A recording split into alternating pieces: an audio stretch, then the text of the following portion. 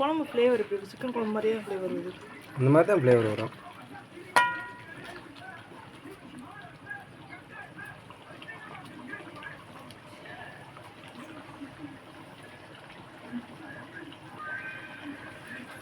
உப்பு காரம் எப்படி இருக்கும் பாரு.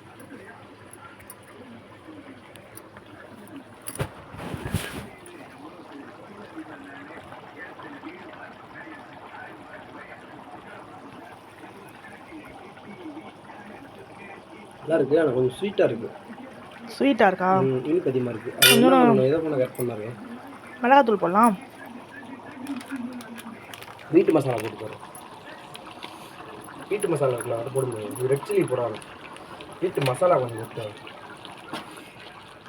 ஸ்வீட்னஸ் மாற்றணும். வீட்டு சில்லி மாற்றம் நல்லா இருக்கும் நினைக்கிறேன். அரைச்ச மசாலா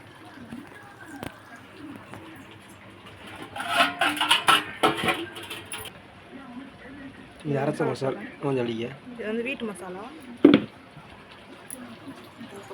குழம்பு மசாலா. நான் போயிடுவேன். அவ்வளோதான். இது கொதிச்சுட்ருக்கு. கொதிச்ச பின்னாடி கொஞ்ச நேரம் கழிச்சு பார்ப்போம்.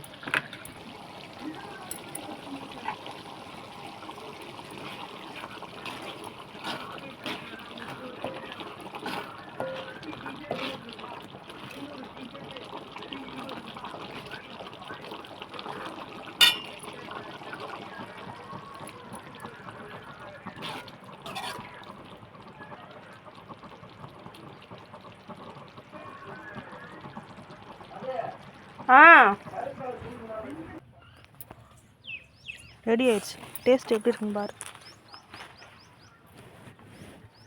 நான் நெயில் கட் பண்ணிட்டு இருக்கேன்.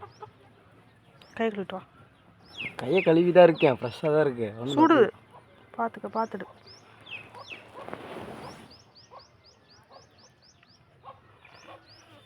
இன்னும் பாயில் ஆகலை வளமுது, வேகாமல் இருக்குங்க. நான் பாரு வெந்துருச்சானு. கொஞ்சம் வேணா வேகலைன்னா கொஞ்சம் வேக வைக்கும். பாயில் ஆகணும். நானுமா? டேஸ்ட் நல்லா இருக்கா?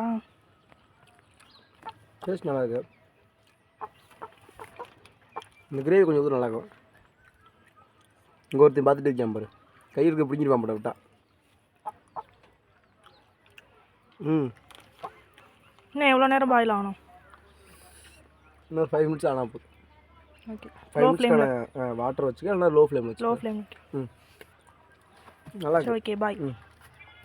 அடுத்த வீடியோ பார்ப்போம்.